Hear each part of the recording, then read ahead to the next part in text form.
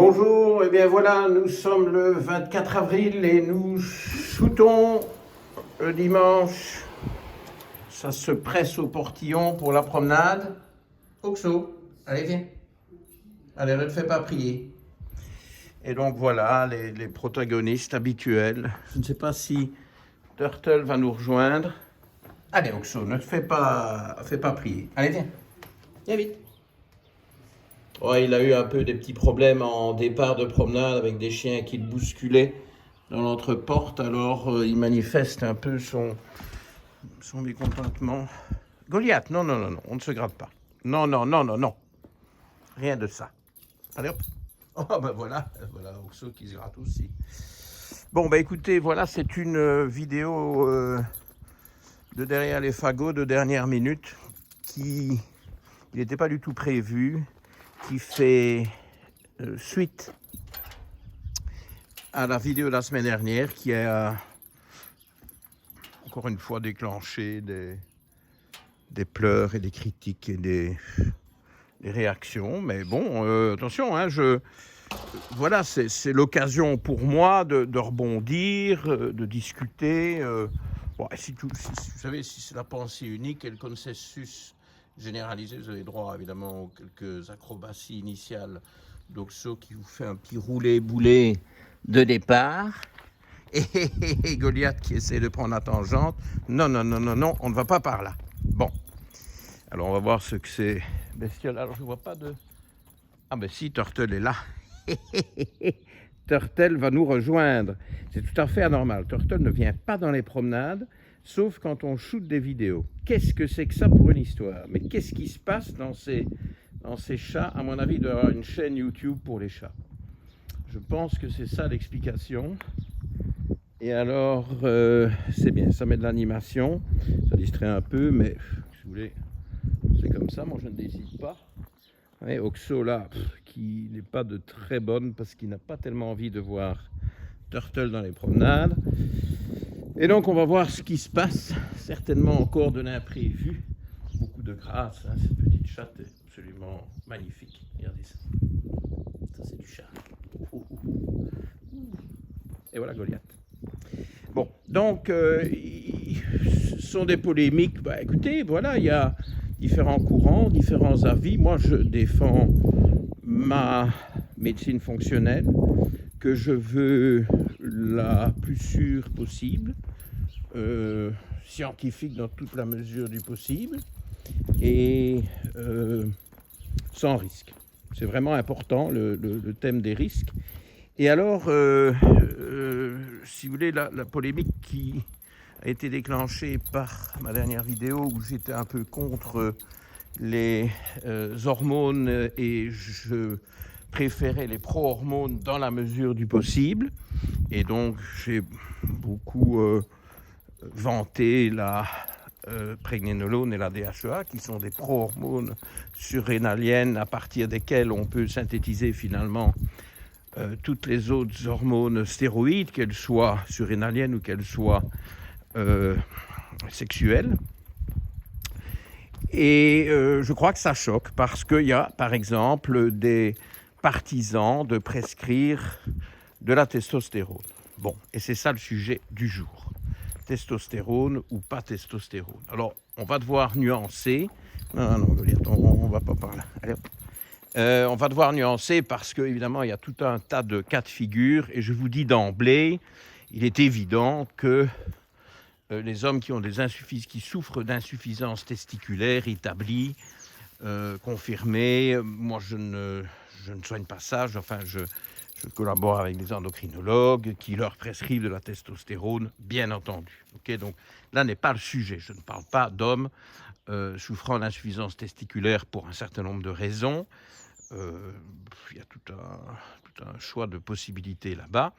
Tout ça s'établit de manière tout à fait rigoureuse, et c'est plutôt du domaine de l'endocrinologie. Pour moi, ça sort de la médecine fonctionnelle, qui est quand même une forme de médecine générale préventive. Okay, donc ne mélangeons pas tout, okay, et ne jouons pas aux endocrinologues.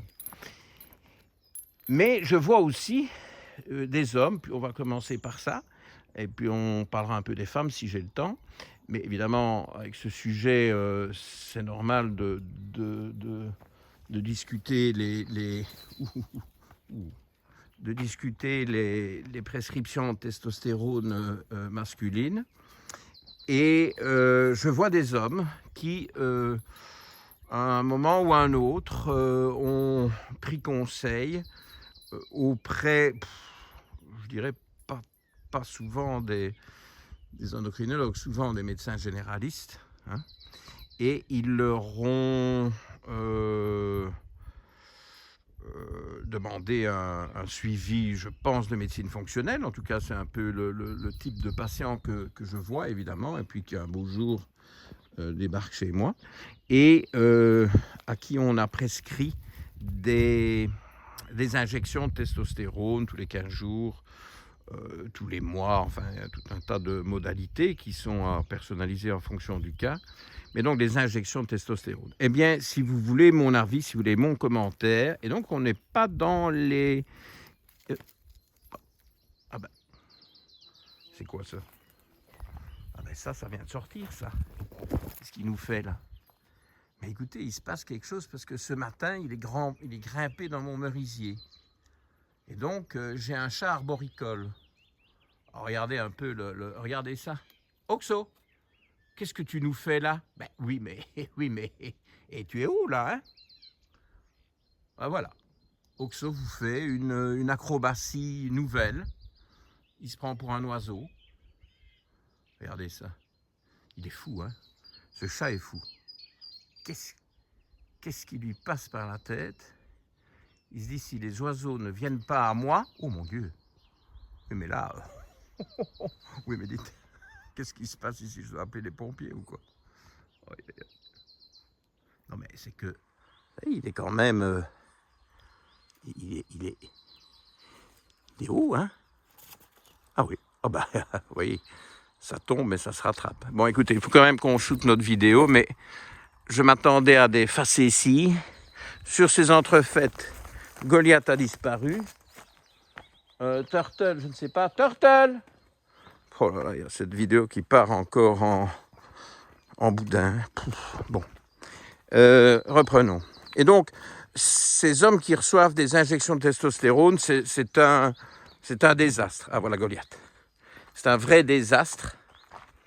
Je peux vous dire, soit ils ont trop de testostérone, parce que c'est peu de temps après l'injection, ils ont des taux abominables que moi je trouve un peu choquants et que je ne trouve pas nécessairement tout à fait prudents. Enfin, ils ont 2 fois ce qu'il faudrait qu'ils aient en fonction un peu de... quand même tenant compte de leur âge. Je ne donne pas le même objectif de testostérone. Ah ben, on enchaîne avec un petit roulé-boulé. Ah ben oui. Oh ben, tant qu'on y est. Oh, mais encore un roulé-boulé.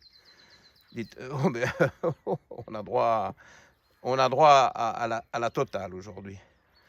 Oxo a décidé de vous faire le grand show et il va nous pourrir notre vidéo à ce train-là, hein, parce que, bon, concentrons-nous. Et donc, je ne donne pas le même optimum de testostérone à 60 ans qu'à 20. Et pourtant, les références labo que je vois sont les mêmes. C'est un bloc qui va d'un extrême à l'autre de ces âges-là. Bon, disons que je ne suis pas pour laisser les taux de testostérone se dégrader trop avec l'âge, mais j'admets quand même que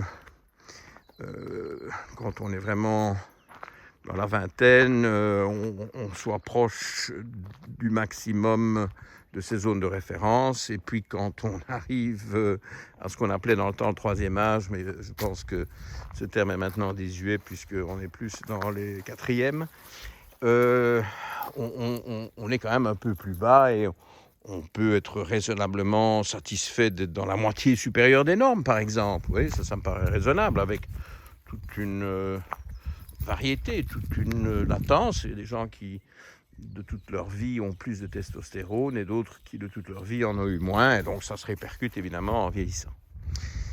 Et donc, 2 fois ces valeurs qu'on peut s'attendre à trouver à ces âges-là, ça me paraît un peu, je sais pas, un peu artificiel. Mais bon. Le problème, c'est que ça, c'est quand c'est peu de temps après leurs injections. Et puis quand par hasard je les dose, je les teste, parce qu'ils viennent faire leur bilan, je les teste disons à distance de ces injections, eh ben, ils ont des taux effondrés. Donc ils sont soit trop hauts, soit trop bas. Et alors il y a une courte période, quelques jours, au milieu de ce cycle, pendant laquelle ils sont plus ou moins bien équilibrés. Moi, ça ne m'emballe pas des masses. Donc, on va directement passer à la testostérone en gel. Et je vois énormément de patients qui prennent ça et qui sont très fiers de le prendre. Il doit y avoir une espèce d'autosatisfaction, de se dire, bon, moi je suis boosté à la testostérone, je me sens bien, etc. Et je ne nie pas, les bienfaits de la testostérone sont établis. Ce n'est pas du tout ce que je remets en question. Le tout est de savoir comment on atteint des taux satisfaisants. Et figurez-vous que moi, je n'utilise pas les injections. Je crois que vous avez déjà compris que loin de moi l'idée d'administrer ces trucs qui me paraissent, moi, calamiteux. Je pèse mes mots. Enfin bon, il y a toutes les opinions dans la nature. Les médecins qui ne jurent que par ça, mais ils ont leurs raisons et je veux bien les respecter, mais moi, je ne comprends pas. Et puis alors, je n'utilise pas non plus le gel. Voilà. Et non. Et donc, comme l'actualité animale baisse d'un cran, je vais essayer de me shooter moi-même sans faire trop de dégâts. Comme ça change un peu les images. Je fais autrement. Et donc, je vais vous expliquer comment je fais.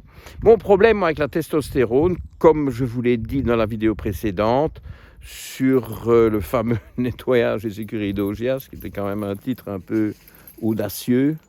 Oula. Ça... Il y a du grabuge là derrière. Je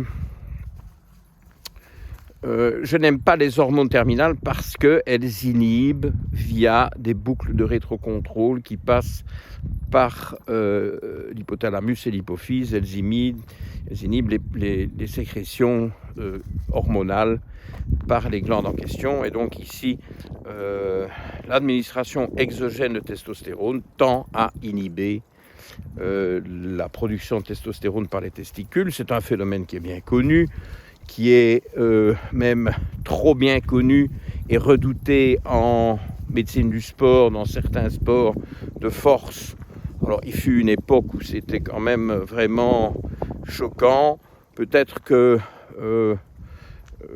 c'est moins grave de nos jours. Il y a plus de contrôle, mais il doit encore y avoir quand même des problèmes, notamment dans les sports, de force. Goliath, pas par là. Allez, viens, on va aller tout droit aujourd'hui. Non. Eh ben, Goliath. Allez. Non. Allez, va. Comme l'haltérophilie, il y a encore toujours des problèmes. J'espère que non, mais il y a quand même eu des scandales encore dans les dernières années. Attention, c'est un sport que j'apprécie beaucoup et que j'admire beaucoup. Allez, Goliath. Sinon, je te mets en laisse. Et donc, le problème, c'est que si on exagère ces prises exogènes de testostérone, à la longue, les testicules s'atrophient. Alors, je ne sais pas si c'est vraiment le but recherché. Donc voilà, je n'aime pas. Alors, comment est-ce que je fais ? Eh bien, il y a évidemment, et j'avais déjà plus ou moins annoncé la couleur la fois dernière, ça n'a pas l'air d'être ce qu'il veut faire. Il y a la DHEA, qui est un précurseur qu'on peut utiliser. Alors, c'est marrant, j'ai eu des interactions avec un internaute sur la chaîne YouTube, justement, hier, je crois, ou avant-hier, quand j'ai annoncé que j'allais shooter cette vidéo, me disant « Ah, on m'avait découragé, la DHEA, en pratique, si on en prend, la testostérone ne bouge pas. » Et l'internaute en question disait que oui, que ça avait très bien fonctionné pour lui. Ben oui, c'est ce que je vois aussi. Pour moi, ça fonctionne. Alors, est-ce que ça fonctionne tout le temps pour tout le monde. Est-ce que c'est spectaculaire? Est-ce que c'est immédiat? Non. Donc on est bien toujours dans les mêmes cas de figure où si on veut des résultats immédiats et spectaculaires, ce que certains veulent, ben oui, il faut bien qu'on passe par l'hormone finale. C'est un peu la même chose que de donner de l'hydrocortisone au lieu de prendre la patience, de faire remonter la sécrétion endogène d'hydrocortisone en donnant son précurseur qui est la pregnénolone. Et il faut du temps, il faut de la patience, et certains ne sont pas patients. Et évidemment, il y a des patients qui ne sont pas patients, et donc les médecins qui veulent leur plaire abondent dans leur impatience, et ils leur donnent des traitements qui aboutissent à un résultat assez immédiat, assez spectaculaire, tout le monde est content, mais la capacité de produire l'hormone ne s'améliore pas. Je dirais même qu'elle empire, puisqu'il y a ce feedback feedback négatif. Hein. Donc moi je n'aime pas, je vous le dis et je vous le redis, je pense que vous avez compris. Et ce que je fais donc, c'est que je donne de la DHEA toujours sur base des taux. Oula, le vent se lève. Oh, c'est pas vrai. C'est une vraie malédiction. Toujours sur base des taux sanguins. Je ne vais pas donner de la DHEA s'il y en a déjà plein. Je donne et le dosage va dépendre de ce qu'on trouve comme déficit. J'en donne plus ou moins en fonction de l'ampleur du déficit. Quand je dis déficit, évidemment, je tiens compte des valeurs de référence du labo et toute la partie basse, vous pouvez bien vous douter avec tout ce que je vous ai déjà expliqué, toute la partie basse des références du labo ne convient pas trop parce qu'il y a beaucoup de gens qui ont des déficits en DHEA, qui sont stressés, qui font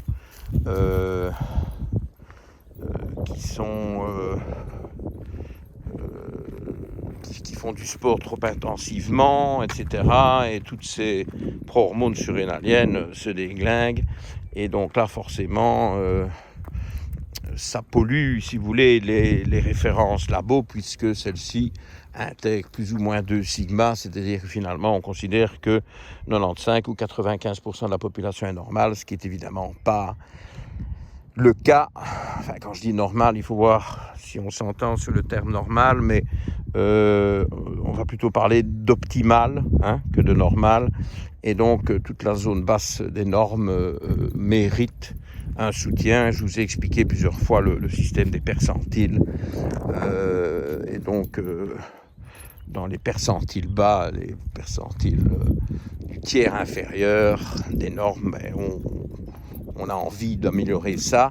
Et alors, c'est l'occasion de prescrire de la DHEA qui, elle-même, va avoir tendance, mais ce n'est pas magique, ce n'est pas spectaculaire, va avoir tendance à faire remonter le taux de testostérone. Et puis la pregnénolone peut aussi être donnée, qui elle-même est précurseur de la DHEA. Donc je regarde toujours, comme vous le savez maintenant, les 2 taux, pregnénolone et DHEA, et je donne ce qui manque pour les 2. Et s'il y a de la pregnénolone, ça peut aussi contribuer à taper la DHEA, puisque c'est le précurseur de la DHEA qui elle-même est précurseur de la testostérone. Voilà comment on fait. Alors, il n'y a pas que ça à faire, okay. Il y a plein d'autres choses à faire. Alors, très grand classique, y compris en haltérophilie, dans les sports de force, il y a une grande réputation, et qui est tout à fait méritée, pour le zinc et le magnésium. Okay. Donc, zinc et magnésium, quand il y a des déficits, vous devez absolument les corriger. Il y en a très souvent chez les stressés et chez les sportifs, qui sont un peu les cas de figure qu'on envisage maintenant. Donc, attendez-vous à devoir donner de fortes doses. Et en fonction des dosages sanguins que vous réalisez dans la même envolée, dans le même bilan que celui qui a justifié les dosages de testostérone et des pro-hormones dont on vient de parler. Donc magnésium et zinc, très, très important, à ne pas du tout négliger. Encore une fois, pas miraculeux. Alors il y en a qui vont ricaner et dire « Oui, ben moi je préfère quand même donner de la testo. » Oui, mais enfin, donner de la testo veut dire inciter le patient à faire moins de testo. Et ça, je ne suis pas d'accord. On en vient à ces extrêmes quand le reste a échoué. Commencez d'abord par optimiser les précurseurs de la testostérone, comme je me tue à vous le répéter, optimiser le magnésium, optimiser le zinc et optimiser la thyroïde. Parce que quand la thyroïde est basse, eh bien la testo est basse. Gros impact de la fonction thyroïdienne sur la testostérone, très gros impact, très loin d'être négligeable, parce que là, bon, parfois au niveau thyroïdien, on intervient avec des hormones, donc là on a des outils plus puissants. Ok, qu'il faut aussi évidemment utiliser avec prudence, etc., etc. Je vous renvoie à mes vidéos ayant trait à la thyroïde. Et puis, alors ça, je crois qu'il y a peu de monde qui le sait. Et donc, ça, c'est peut-être le take-home message du jour, hein, le message important du jour. Tiens, on a perdu notre oxo en chemin, on dirait. Le take-home message, c'est optimiser l'écosystème intestinal. Parce que quand l'écosystème intestinal est remis en ordre, quand on maîtrise la dysbiose, on a une remontée spectaculaire de la testostérone. Très très flagrant chez les sportifs, par exemple. Un sportif en pleine dysbiose voit sa testostérone s'effondrer. Et puis quand on... Ah mais le voilà. Quand on corrige cette dysbiose, eh bien la testostérone récupère de manière spectaculaire. Oui. Donc, ça c'est un très très gros truc. Alors, entre thyroïde et écosystème intestinal, qui sont quand même deux de mes fers de lance, je peux vous dire que j'ai déjà obtenu des résultats spectaculaires. J'ai déjà corrigé la testostérone d'un patient qui, pour des normes, si je me souviens bien, donc entre 3000 et 10 000, mais c'était un patient dans la bonne cinquantaine, donc qui était plus tellement susceptible d'être à 10 000, hein, mais dont on aurait bien aimé qu'il soit quand même dans la moitié supérieure des normes du labo. Eh bien, ce pauvre homme était à 600, allait se remarier après malheureusement un veuvage, allait se remarier avec une femme plus jeune et me disait, oui, vous savez, 600, ça ne va pas le faire. Et alors, il avait été voir un endocrinologue qui lui avait proposé donc de la testo, je ne sais plus, il y a des années, de la testo sous une forme ou sous une autre. Il m'avait dit, qu'est-ce que vous en pensez? Je lui ai expliqué ce que je suis en train de vous expliquer. Ok? C'est pas la première fois que je le dis, ce que je dis aujourd'hui. Il m'a dit, écoutez, je vous fais confiance. Voilà, on travaille bien ensemble, je vais vous faire confiance plutôt qu'aux spécialistes, on verra bien. Eh bien, il est passé de 600, qui était quand même assez lamentable, mais avec un problème thyroïdien, un problème intestinal derrière, et puis des déficits en magnésium, en zinc, en DHA, enfin il y avait la totale, hein. Il était à 600, eh bien, en 6 mois, il est revenu à 6000. Voilà, c'est un cas vécu, j'ai les chiffres, ce monsieur est toujours patient, c'est plus moi qui le vois, c'est un de mes collègues, parce qu'il va bien, et puis ça fait certainement 20 ans qu'il est soigné par mois pendant 15 ans, et puis par mes collègues depuis 5 ans, donc les chiffres sont là, son dossier médical est à disposition, on peut l'anonymiser et vous le mettre sous le nez si vous ne me croyez pas. Ce sont des faits, 600 à 6000, sans testo. Et ici, on est donc probablement, je sais pas moi, 15 ans plus tard, peut-être 13-14 ans plus tard, j'ai toujours une très bonne testo, probablement un peu moins flambante. Les années passent, mais toujours une très bonne testo, aucune plainte de cet ordre-là. Son épouse très contente, si vous voyez ce que je veux dire. Et l'épouse qui est patiente aussi, d'ailleurs, sur ses entrefaites. Et jamais reçu de testo. Si on l'avait mis sous testo il y a 15 ans, est-ce que vous pensez qu'on en serait là? Franchement. Hein? Alors justement, parlant de son épouse, il y a la testo chez les femmes aussi. Je vois ça tout le temps maintenant. C'est la nouvelle mode. Femme, 45 ans, ménopausée, etc. Testo. D'office, hein. D'office. Ah oui, non, mais c'est bien, libido, ceci, cela. Oui, c'est très bien. Peau grasse, moustache, poil au menton, cheveux gras, perte de cheveux, oui, c'est bien aussi. Bon, vous me direz, oui, mais ça, c'est quand on en donne de trop. Oui, mais comment est-ce qu'on sait quand on en donne suffisamment, juste ce qu'il faut, ou de trop? On a perdu l'Oxo. Il est là, au milieu du jeu de qui? Vous voyez, hein? Ah, il vient. Il vient. Et donc, moi, je n'aime pas. Même chose, on y arrive avec les pro-hormones surrénaliennes, hein, prégnénolone, les HEA. Bon, mes femmes ménopausées, elles ont suffisamment de testostérone. Ce n'est pas des taux spectaculaires, mais figurez-vous qu'elles ne mordent pas. Heureusement, vous me direz, parce que maintenant que les consultations en présentiel reprennent, hein, si vous avez vos patientes d'une cinquantaine ou d'une soixantaine d'années qui vous mordent, c'est toujours un peu désagréable. Il faut désinfecter, il faut faire c'est les antibiotiques, c'est les morsures, c'est grave. Hein.